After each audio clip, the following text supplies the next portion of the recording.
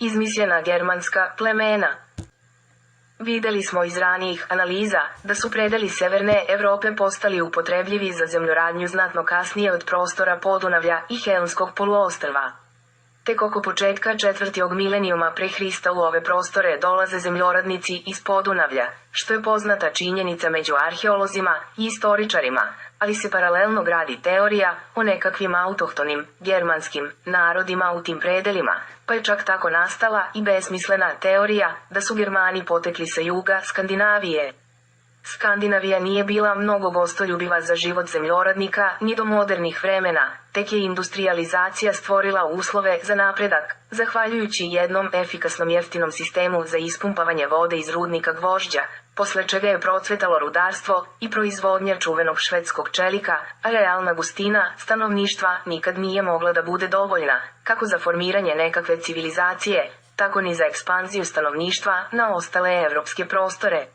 Videli smo u analizama iz ovog dela studije, da su, prema arheogenetskim analizama profesora sa Harvarda Anatolija Kljosova, današnji stanovnici iz severa i zapada Evrope potomci stanovništva, koje je dospelo sa Helenskog poluostrva na ove prostore tek u 2. milenijuma pre Hrista, a da postoji i deo starijeg stanovništva, koje je takođe genetski srodno sa prastanovništvom Helenskog poluostrva, ali je takođe mlađe na današnjim prostorima, nego njihovi srodnici sa Helma. Najveći deo stanovnika prostora severno od granica Rimskog carstva činila su serbo-raška plemena, sa jakom komponentom nomadskih ratničkih plemena, takođe serbo-raškog porekla. Ove severne nomade istoričari saglasno nazivaju Keltima, što je jedno od imena getskih, hetskih, ratničkih zajednica. Veliku jezičku i kulturnu srodnost Kelta sa serbo-raškim narodima zapadnoevropski istraživači ili ne zapažaju, ili je svesno izbegavaju. Ta srodnost nije nestala ni do danas, o čemu veoma ubedljivo svedoče istraživanja Ranki Kuij, koja je pronašla značajne paralele između srpskog jezika i jezika današnjih Velšana, jednog od naroda keltskog porekla. U već prikazanim analizama u ovoj studiji videli smo da nazivi Geti, kao i Goti, Kelti, Heti svi imaju istu simboliku i odnose se na predvodnički ratnički stalež, čiji je zaštitnik božanstvo sunca, odnosno jedini bog u solarnom obliku. Serbonovi ratnici su bili iz tog staleža, u zavisnosti od zemlje u kojoj su bili nosioci državnosti i od kombinovanja sa drugim staležima, zemljoradnicima, zanatlijama, trgovcima, moreplovcima, nastajale su neke od pomenutih verzija imena i u interpretaciji drugih naroda su dobijali status imena naroda. Videli smo u prethodnim analizama da su Grci promenili ime Geti na Heti i Keti, pa zatim i na Kelti. Bošar iznosi da su Jevreji nazivali Galecća 1 što treba čitati Halat, a Haldejci su ih zvali Sćeje ili Sćeka, ime koje je sasvim blisko imenu Kelta. Kelti su Heti, odnosno Geti, a to je ime koje je bilo prisutno na svim prostorima zaposednutim od serboraških plemena. Kelti u zapadnoj Evropi su vladajući arijevski stalež, na isti način kao i u Aziji. Buke navodi Kulvijeovu, Kalvijer, tvrdnju da su Germani, Iliri, Bitini i Iberi govorili keltskim jezikom i da se njihovi govori se nisu međusobno razlikovali osim po narečju. Kelti su došli u zapadnu Evropu kao što su kasnije došli Goti, kao osvajački ratnici i nametli su vlast tamošnjem stanovništvu. Diodor o tome kaže: Kelti su nametli danak velikom delu Evropa i malom delu Azije i nastanili suzi u zemljama naroda koje zuratom pokorili. Danas velika većina istoričara smatra germanske narode potomcima Gota, koji su se sa severa Evrope, iz Skanzije preselili najpre na obale Crnog mora, da bi potom u vreme opadanja moći Rimskog carstva bili generator brojnih naroda, koji su narednih nekoliko vekova prokrstarili čitavom Evropom i ostavili iza sebe više država. Sergej Jakovljević Paramonov, pseudonim Lesnoj, je analizirao zagonetku Gota i konstatovao da niko od starih pisaca pre Jordanesa ne pominje nikakvu seobu Gota sa severa na obale Crnog mora. Evo šta tačno piše Jordanes. Sa tog samog ostrva Skandza, gde kao da su proizvedena plemena, odnosno kao iz materice, rođena, plemena, po legendi izašao je kraj Gota, koji se zvao Berig, odmah po izlasku iz brodova, čim je kročio na zemlju, dao joj je ime. Kažu da se ona od tada do današnjeg dana zove Gotiskanza. Ubrzo su se preselili u zemlju Ilmeruga, koja je bila na obali okeana, odakle su proterali Ilmeruge. Onda su savladali susede Vandale i pripojili ih sebi. kada se narod jako umnožio, u vreme petog kralja posle Beriga Filimera, sina Gadarikovog, ovaj je odlučio da se pokrene sa vojskom i porodicama, u potrazi za pogodnom oblašću za preseljenje. Došao u zemlju Skitiju, koja se na njihovom jeziku zove Ojum. Legenda o Gotima tvrdi da je seoba pod kraljem Berigom bila 1490. godine pre Hrista i lesnoj se pita kako su se ti podaci sačuvali bez ikakve pismenosti tako dug period, a da istovremeno Garci nisu uspeli da sačuvaju detaljnije podatke o Trojanskom ratu ni tokom perioda od samo 300 godina. Takođe konstatuje malu verovatnoću za emigriranje Gota iz puste, Nena se zvezdica ljene zemlje u prenaseljenu Južnu Evropu, prema Jordanesu. Radi se o 3 broda sa radnicima, na jednom od njih su bili Gepidi, Palesnoj konstatuje da se radi o manje od 200 ljudi, ni uz pretpostavku enormne demografske eksplozije. Nemoguće je toliko brz porast tako male grupe, što pokazuju fizičko-tehničke analiza i demografski modeli. Osim toga, Lesnoj konstatuje da je pomenuta seoba kroz nenastanjene predele Polesja, sa bezbroj jezera, močvara, blata i reka, tokom jedne sezone fizički bilo neizvodljivo, a višegodišnje još manje, jer ljudi raznorodnih delatnosti nisu mogli svaki čas da menjaju način života, pogotovo bez znanja kuda sajd. Lesnoj zaključuje da su Goti sa Crnog mora zapravo Geti i da nemaju nikakve veze sa Skandinavijom. Takođe sa čuđenjem konstatuje da iza Gota, za koje se tvrdi da su bili kultura narod, po čitavoj Evropi nije ostao ni jedan jedini ispisani red na gotskom jeziku. František Vitjezoslav Sasinek, slovački teolog i istoričar, napisao je jedno malo delo Ulfila i Glagoljska bukvica, koje je Simeon Končar preveo 1894. godine na srpski. Sasinek dokazuje da je Ulfila bio vladika podunavskih slovenskih geta i da je na njihov jezik preveo svetopismo napisano slovenskim pismom, Glagoljskom bukvicom. Končar je potom napisao jednu sadržajnju analizu Gota i njihovog episkopa Orfile sa gledišta pitanja autohtonosti Slovena i porekla slovenske pismenosti, u kojoj brojnim citatima iz literature ukazuje na nelogičnost teorije o Gotima kao precima Nemaca. Tako Simeon Končar piše, uprkos svemu ovome uporno Zefri povijeda kao istorijska činjenica, da su Goti bili Nijemci, a da je iz konskih geta jednostavno nestalo kao dima.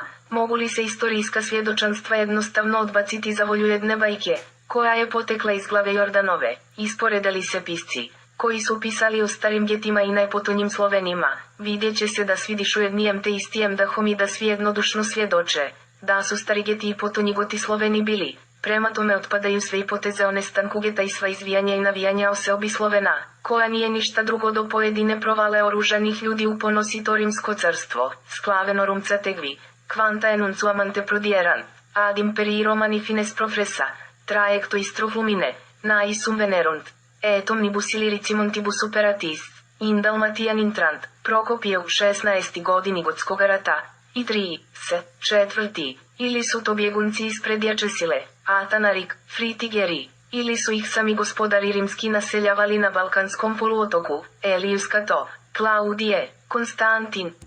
Teoriju o skandinavskoj pradomovini Gota opovrgava Milan Budimir, polazeći od rezultata matematičke klimatologije Milutina Milankovića. Budimir zaključuje da je linija bukve, koja sada prolazi oko Kaliningrada, nekada bila mnogo južnije i da je malo verovatno da je bila severnije od linija Sava i Dunava. To znači da pre Evropljana u to vreme nisu mogli živeti severnije od doline Dunava. Povlačenjem leda, pomerena je severna granica mogućeg života, pa je preseljavanje stanovništva sa juga u Skandinaviju bilo moguće, ali tamo nikada nije bilo uslova za brojno stanovništvo. Aleksandar Fomić Veldman u prezentaciji prevodata citove Germanije na ruski navodi brojne varijante kod mnogih od navedenih naziva naroda, toponima i drugih pojmova. Ove varijante potiču od različitih prepisivanja i prevođenja, prilikom kojih je dolazilo do mnogih nesvesnih ili namernih izmena. Napomenimo da je Germaniju 1927. godine preveo na srpski naš veliki etnolog Veselin Čekanović, prema Wolfovom tekstu, Leipzig, Teubner, 1915, sa izvesnim minimalnim korekcijama iz Gudmanovog izdanja, Berlin, Weidmann, 1916, kao vrsni poznavalac narodnih običaja i mitologije kod Srba, Čajkanović nije mogao da ne uoči brojne sličnosti između Tacitovih Germana i Srba. Kao prevodilac, ograničio se uglavnom na komentare u odnosu na nemački izvorni tekst, dajući samo kratku preambulu. Germanci su oduvek bili jedan od najuglednijih evropskih naroda, Zbog toga nije bez interesa proučiti Tacitovu Germaniju, najvažniji stari spis za proučavanje njihove prošlosti. Ova utoliko pre što ćemo u običajima starih Germanaca naći veliki broj neočekivanih paralela za običaje srpskog naroda, mnoštvo podataka, pomoću kojih je moguće napraviti paralele sa Tacitovom Germanijom i Veljmanovim analizama, može se naći izučavanjem velikog Cekanovićevog dela Mitiralšije u Srba. Zahvaljujući svojoj osnovnoj struci štabskog ofidira kartografa i izvrsnom poznavanju ruske narodne tradicije, Veljman je uneo veoma važne podatke u kartu prostora Severno-Odrimskog carstva, koju je sačinio kao prilog svojoj studiji. Prikazat ćemo neke karakteristične odsečke te veoma sadržajne karte, počev od odsečka sa naslovom karte. Stanovništvo indogermanskih plemena u veku do preseljenja Dadijana i Mizijskih Gota u Skandiju sa pridodavanjem kasnijih vremena, radi objašnjenja i razumevanja, sastavio Aveitman 1856, na kojima su prikazani narodi i plemena koji su i po imenu i po opisanim običajima kod Tacita sasvim jasno Serbo-rasi. Navedimo najpre rekapitulaciju 9 najvažnijih zaključaka Veljmanove studije 0 takozvanim Germanima.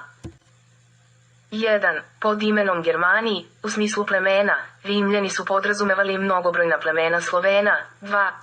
U dijalektima razlikuje se izgovor Sive, Sevo, Sabuz, Sadios, Salus, Salvus, Savo, Slavo, po čijem imenu, u prvobitnom verovanju, su nazvali poklonike Prana, Pranava ili Parabrama predvremenoga.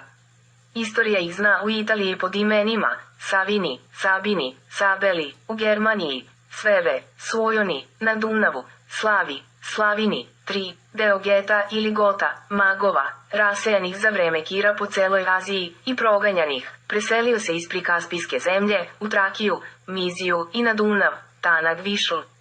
U 4. veku pre Hrista već u Trakiji zna za njih Herodot. Oko i veka pre Hrista oni su se stacionirali u Dakiji.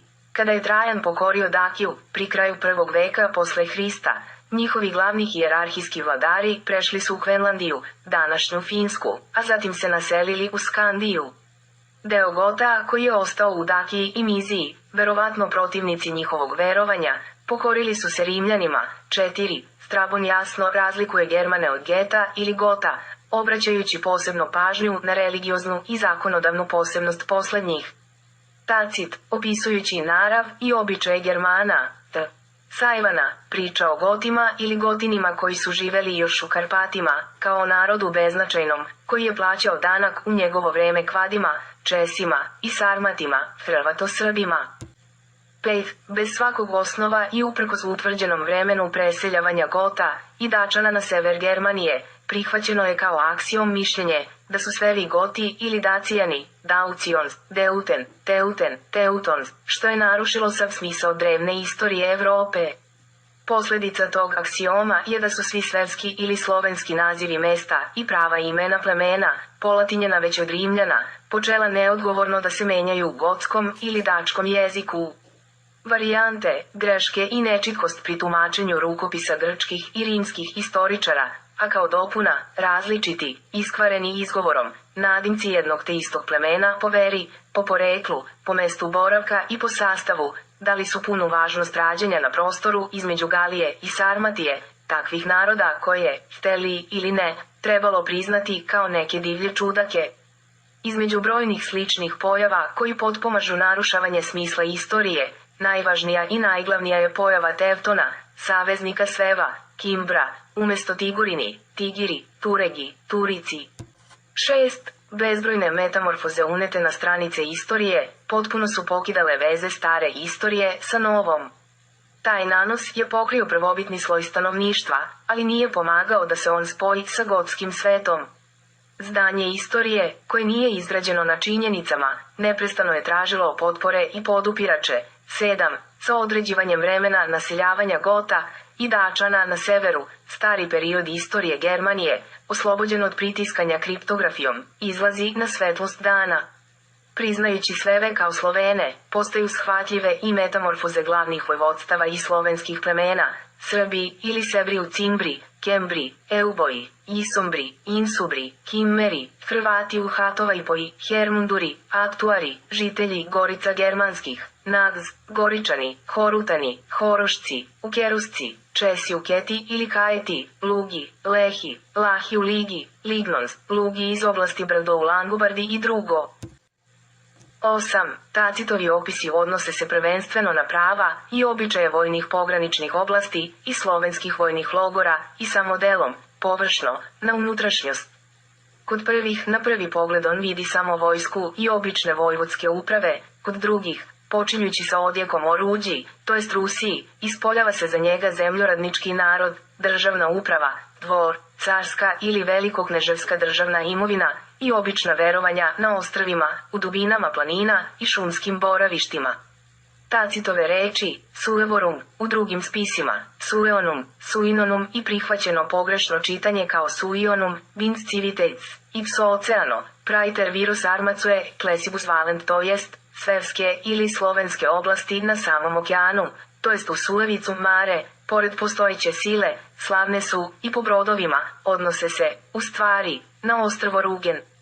Tacitove reči odgovaraju Helmoldovim, sunetet insula Balte i Maris, qui inculuntur a slavis, querum una vemere vocantur. Altera insula longe major est, contra vulcos posita, quam inculunt rani, qui et rugiani, gens fortissima slavorum, qui soli habent regem, extra quorum sentens nihi agide publicis rebus fas est. Tacit kaže da su oni poznati, pored hrabre vojske, još i po moreplovstvu.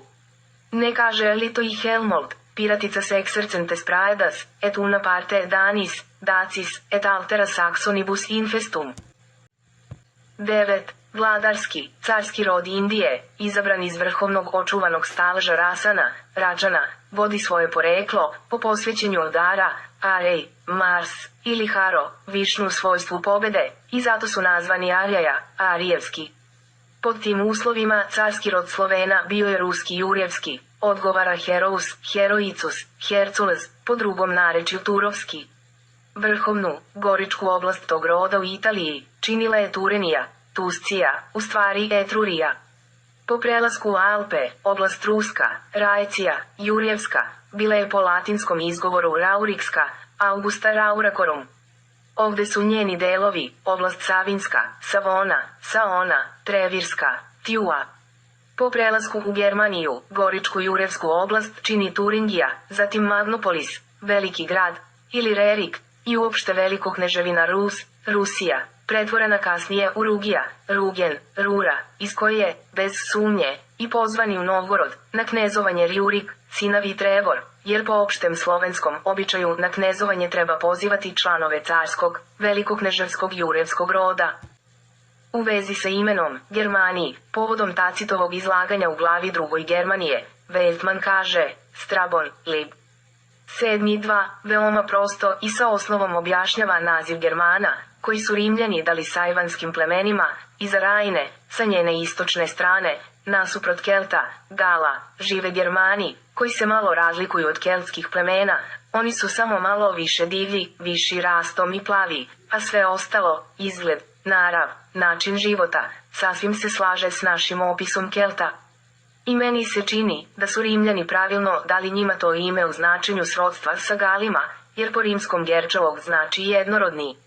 Značenje reči Germanus, od Germen, Germe, rod, pleme rođački, plemenski, spominje Strabon, a i sem reči Tacita, da su Germanima u početku bili nazvani Tundri, saveznici Kimbra, kažu nam dovoljno jasno, da Germani nisu naziv nekakvog plemena, već latinski proizvod, zamena opšteg imena, sajvanskih plemena, još nepoznata Rimu.